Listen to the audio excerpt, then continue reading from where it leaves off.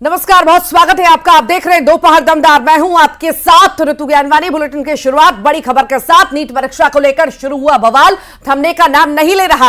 आज इस मामले में सुनवाई के दौरान सुप्रीम कोर्ट ने नीट काउंसलिंग पर रोक लगाने से इनकार करते हुए एनटीए से जवाब मांगा है। मामले की अगली सुनवाई जवाब आने के बाद 8 जुलाई को होगी। दरअसल सुप्रीम कोर्ट में दायर याचिका में मांग की गई है कि नीट रिजल्ट को रद्द किया जाए, रद्द घोषित कर दोबारा परीक्षा हो, साथ ही पेपर में गड़बड़ी के आरोपियों की एसआईटी जांच की जाए और 4 जून को आए परिणामों के आधार पर होने वाली काउंसलिंग को रोका जाए। ये बड़ी जानकारी इस वक्त आपको दे रहे हैं।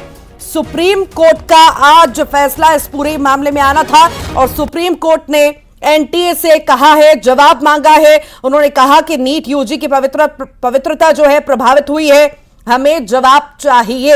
ज्यादा जानकारी के लिए सुशील पांडे हमारे साथ जुड़ गए हैं दिल्ली से। सुशील, सुप्रीम कोर्ट में आज फैसला आना था। नीट परीक्षा को लेकर के बवाल लगातार जो है जारी है। अब साफ तौर से सुप्रीम कोर्ट ने एनटीए से जवाब मांगा है। उन्होंने कहा है कि जो प्रभावित हुआ है, सब कुछ पवित्रता प्रभावित हुई है, हमें जवाब चाहिए।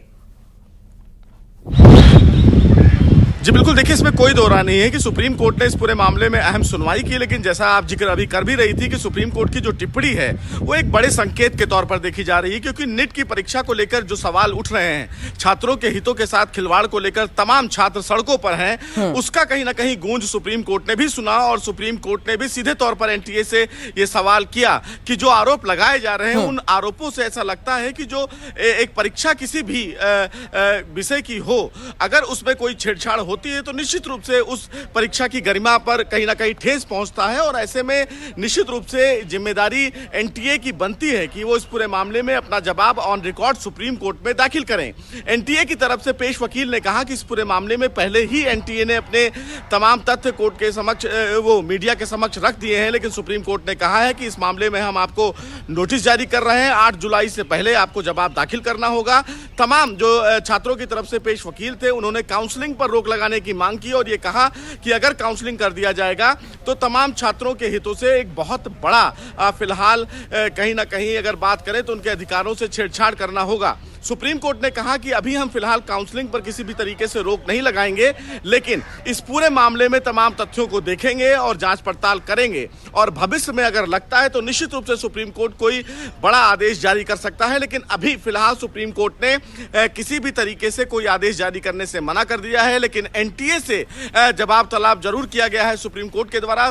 अब सुप्रीम कोर्ट में 8 जुलाई से पहले एनटीए को अपना जवाब दाखिल करना होगा और एनटीए को सुप्रीम कोर्ट में यह बताना होगा कि जो आरोप लग रहे हैं नीट की परीक्षा में कथित धांधली का, अंकों के साथ छेड़छाड़ का, उसके पीछे की वजह क्या है। जो आरोप लगाए जा रहे हैं क्या वाकई उन आरोपों में सत्यता है या नहीं, इन तमाम पहलुओं पर एनटीए को अपना जवाब दाखिल करना है। लेकिन आप देख भी सकती हैं कि सुप्रीम कोर्ट में कई ऐसे छात्र हैं जो पहुंचे हुए हैं, जो मीडिया से रूबरू हो रहे हैं और उन तमाम लोगों का यह कहना है कि सुप्रीम कोर्ट का जो आदेश है, इस आदेश को लेकर वो अभी इंतजार करेंगे और देखेंगे कि 8 जुलाई को इस पूरे मामले में एनटीए अपना क्या कुछ जवाब दाखिल करता है। लेकिन सबसे बड़ी बात जो सुप्रीम कोर्ट ने मामले की सुनवाई के दौरान कही, वो ये बात निश्चित रूप से कहीं ना कहीं दूर तक इसकी आवाज होगी कि इस पूरी परीक्षा में छात्रों के हितों से छेड़छाड़ हुआ है और जिस तरह से आरोप लगाए जा रहे हैं, ऐसे में पर सुशील इतना आसान भी नहीं होगा।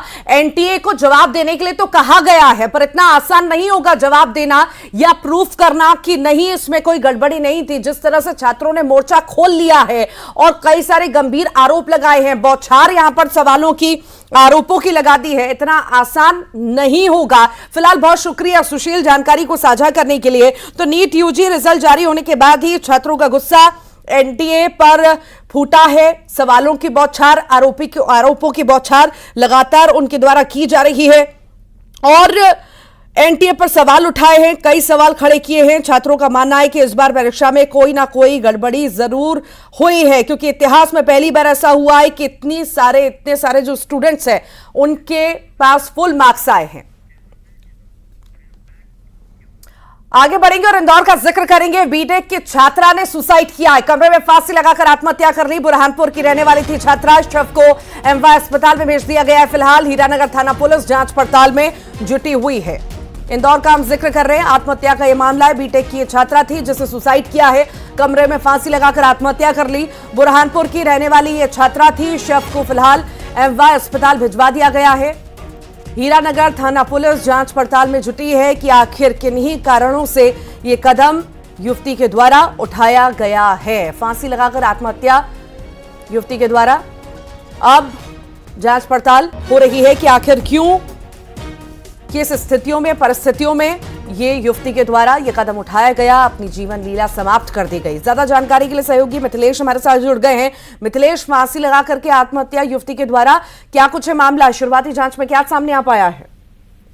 देखिए, बुरहानपुर की रहने वाली हैं, इंदौर में किराए के मकान में रह रही थी और बीटेक की छात्रा हैं, बीटेक की तैयारी कर रही थी इंदौर से रह के। उनका नाम वैष्णवी चौहान है। अभी तक हीरानगर थाना क्षेत्र का मामला है और पुलिस से अभी जानकारी सामने आई कि उनके कमरे से एक सुसाइड नोट भी मिला है। अब सुसाइड नोट क्या उन्होंने ही लिखा है, उस हैंड राइटिंग की परिवार के जो लोग पहुंचे हैं उनसे बातचीत की जा रही, मैच कराया जा रहा है, क्या राइटिंग उन्हीं की है, कंफर्मेशन किया जा रहा है। लेकिन एक सुसाइड नोट मिला है जिसके बारे में अभी जानकारी सामने आई। आखिर क्या कुछ लिखा है सुसाइड नोट में, थोड़ी देर बाद जानकारी सामने आएगी। थाना प्रभारी कह रहे हैं कि थोड़ी देर बाद मीडिया को इसमें वो डिटेल में जानकारी देंगे कि आखिर सुसाइड नोट में क्या कुछ लिखा है। लेकिन बीटेक की तैयारी कर रही थी और कमरे में ही फांसी लगाकर उन्होंने सुसाइड की, अपनी जान दे दी। ठीक, बहुत बहुत शुक्रिया फिलहाल मिथिलेश जानकारी को साझा करने के लिए। तो इंदौर का ये पूरा मामला सामने आया है। बुरहानपुर की छात्रा जो है यहाँ पर इंदौर में रहकर के कमरा लेकर के पढ़ाई कर रही थी और अचानक से इसने अपनी जीवन लीला समाप्त कर दी है। अब तस्वीरें आइए आपको दिखाते हैं गृह मंत्रालय की, जहां पर अमित शाह पहुंच चुके हैं। दरअसल सभी मंत्रियों का अपने मंत्रालय पहुंचने का सिलसिला लगातार जारी है। अपना पदभार ग्रहण कर रहे हैं सभी मंत्री। जब से पोर्टफोलियो जो है डिसाइड हुआ है कल से, उसके बाद से ही अब सभी फॉर्म में नजर आ रहे हैं। एक बार फिर से गृह मंत्री की भूमिका निभाते हुए अमित शाह नजर आएंगे। उन्हें ये पोर्टफोलियो दिया गया है, फिर से वही जो है मंत्रालय दिया गया है। अब अमित शाह पहुंच चुके हैं मंत्रालय। ये देखिए, गुलदस्ता देकर के उनका स्वागत नेताओं के द्वारा किया जा रहा है और अब वो मंत्रालय के भीतर जाते हुए नजर आ रहे हैं। पदभार ग्रहण करेंगे। शुरुआत में हो सकता है जैसे सभी हमने मंत्रियों को देखा, उन्होंने पदभार ग्रहण करने से पहले जो है पदभार ग्रहण किया। उससे पहले पूजा पाठ उनके द्वारा जो है किया गया अपने ऑफिस में, अपने दफ्तर में।